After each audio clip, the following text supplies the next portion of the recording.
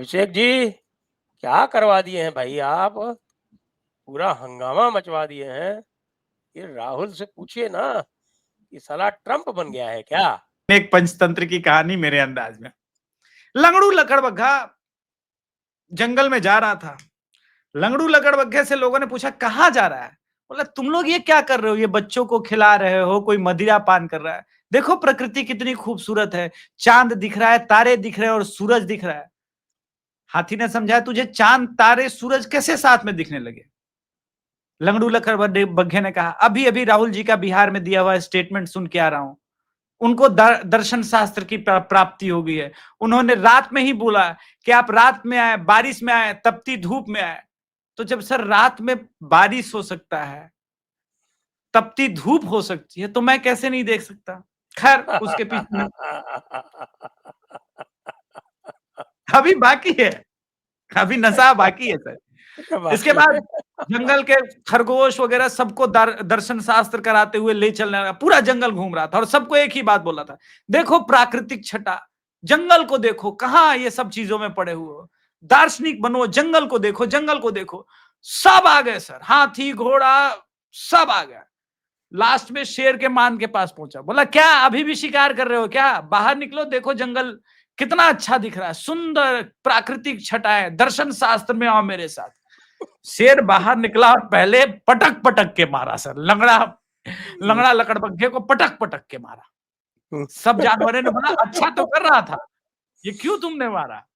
उसने बोला कल से ये गांजा फूक के हमारे भी बच्चों को घुमा रहा था।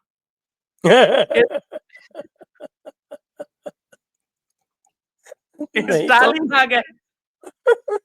पहले तो स्टालिन के बारे में हम विचार व्यक्त करेंगे। साहब स्टालिन क्या कर रहे थे वहां पे? वही आप लंगड़ू उनकी तमिल लकड़बग्घा। आप उनकी तमिल समझ पाए क्या? नहीं नहीं, पूरा बिहार समझ गया तमिल। देखिए बिहारी बहुत, पूरे बिहारी बहुत स्मार्ट होते हैं। कॉमन कनेक्शन क्या है सर, चन्नी आए, सुक्खू आए, स्टालिन आए, रेवंत रेड्डी आए, सब बिहार के विरोधी है, ठीक है। कॉमन कनेक्शन क्या है, कुछ क्रिप्टो है, कुछ ऑफिशियल है, लेकिन बिहार में क्यों है? क्योंकि अब एक रेचल लालू प्रसाद यादव के भी परिवार में प्रवेश पा चुकी है।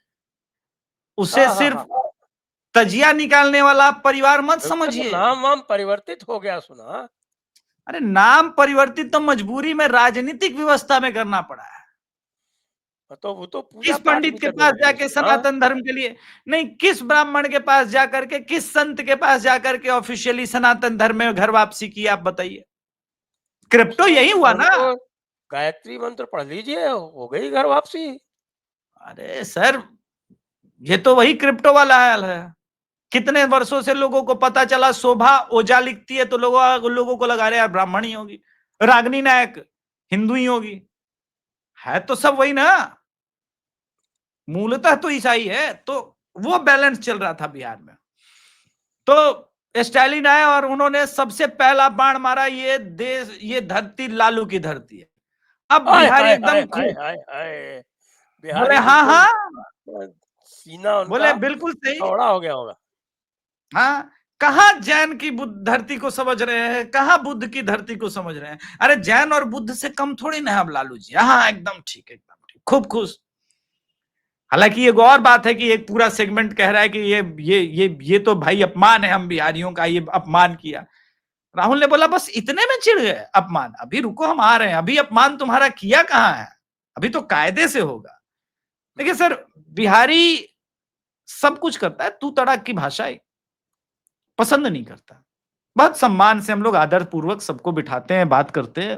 हाँ और बिल्कुल, लोगों को मोतिया नहीं कहते, उनको ट्रम्प कहते हैं।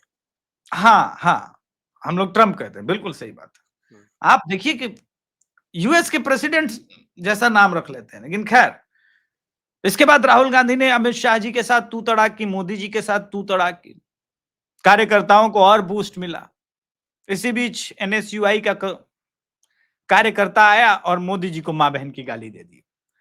अब मैं बिहार का मूड पिछले 12-13 घंटे से भाप ही रहा था कि नितिन नवीन के नेतृत्व में कुछ निकले और गांधी जी के डंडे का कायदे से इस्तेमाल किया। बहुत हाँ, तो सदाकत आश्रम में ही चले गए आप। हाँ, सदाकत आश्रम में। अब सर देखिए, अब गांधी जी का अपमान तो बर्दाश्त नहीं ना, उनके डंडे का गलत प्रयोग हो रहा था, उनका डंडा झंडा लगाने के लिए थोड़ी ना था सर। बताइए, डंडे से कोई झंडा लगाता है? डंडे का सही प्रयोग संघियों से पूछिए, दिन रात डंडे का ही तो प्रयोग करते हैं। तो डंडा धरा है, यहाँ वहां अफरा तफरी मच गई, कोई यहाँ भाग रहा है, कोई वहां भाग रहा है, कुछ बीजेपी के कार्यकर्ताओं को भी चोटें आई। लेकिन बिहार बीजेपी ने यह बताया कि बेटा हल्के में नहीं लेना, ये वो जगह नहीं है जहां तुम तू तड़ाक कर रहे हो और गाली गलौज। आज आरा में गए हुए हैं। तो राहुल गांधी ये सब किए क्यों? मन में लोगों के ये प्रश्न होगा कि ठीक है, इतना ड्रामा हो गया बिहार में, सब कुछ हो गया, ये तो वोट चोरी तो बैकफायर कर ही गया है, तब ये क्यों उसको जबरदस्ती ठो रहे हैं? कुछ नहीं, मैंने पहले भी कहा था कि सुपारी लिए हैं, 6 सितंबर से पितृपक्ष शुरू होगा बिहार में, और उसमें राजद का जो है पिंडदान ये करने आए हैं। स्टार कैंपेनर है भाई बीजेपी का। ये समाप्त कब हो रही है यात्रा? बस अब आरा के बाद जो समाप्ति की ही ओ जा रहा है। अच्छा, मतलब सवाल ये है सर। पितृपक्ष में हाँ, नहीं जाएगी? नहीं नहीं, ये राहुल गांधी बीजेपी को बोलेगा योगेंद्र यादव की तरह, देखिए भैया, मैं तो बीजेपी के लिए सिर्फ पिच तैयार कर सकता था, इतना आसान पिच तैयार करने के बाद भी अगर बीजेपी वाले चुनाव नहीं जीतेंगे, एनडीए वाले चुनाव नहीं जीतेंगे, तो मैं क्या करूंगा? राहुल गांधी तो पूरा मौका बना गया, पूरा स्पेस क्रिएट कर गया, और नीतीश कुमार ताबड़तोड़ बैटिंग कर रहे हैं, वो अलग सब्जेक्ट है।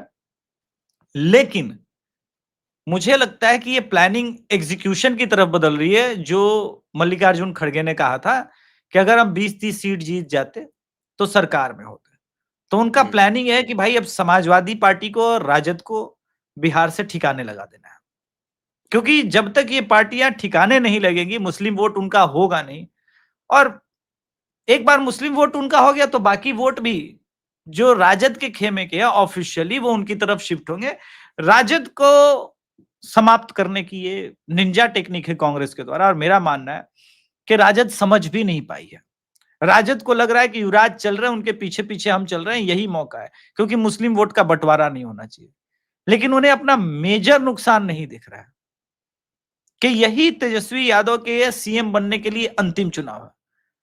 इस बार ना बने तो बस क्रिकेट वाला कैरियर यहां भी हो जाएगा और संन्यास लेने का टाइम आ ही जाएगा, क्योंकि उसके बाद राजद बचेगी कहां? अरे तो अगले बड़ा ही युवा सन्यासी होगा फिर तो ये। हाँ, विनोद खन्ना भी 1977 में ही फिल्मों से संन्यास लिए थे, ओशो के शरण में चले गए थे। ये किसी और के शरण में जाएंगे, जहां भी जाएंगे।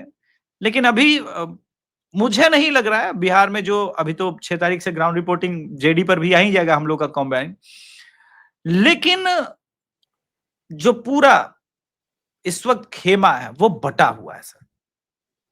मुसलमान और यादव पूरी तरह से इंटैक्ट हैं। बिहार चुनाव में ये कहना ठीक नहीं होगा सर। वाई कम्युनिटी में बहुत बड़ा डेंट है, उसी प्रकार से सवर्णों में भी डेंट लगाया है प्रशांत किशोर ने, और प्रशांत किशोर का टेक्निक ज्यादा खतरनाक है राजद से, कांग्रेस से ज्यादा खतरनाक है। जो वो समझदार प्लानिंग है थोड़ा, वो पागल नहीं है, वो थोड़ा अगर उसने समझदार है। प्लानिंग एग्जीक्यूट कर ली तो बीजेपी को दिन में तारे नजर आएंगे। हाँ, लेकिन प्लानिंग एग्जीक्यूट करने कहाँ दे रहे हैं राहुल जी? अब वही वही बात है कि प्रशांत किशोर को पता है कि उनको लड़ना है मोदी से, उनको लड़ना है अमित शाह से। प्रशांत किशोर को यह कहां पता है कि उनको अद्भुत योद्धा से लड़ना है जिसका नाम राहुल गांधी है और वो बीजेपी का स्टार कैंपेनर है। यही वो मात खा रहे हैं।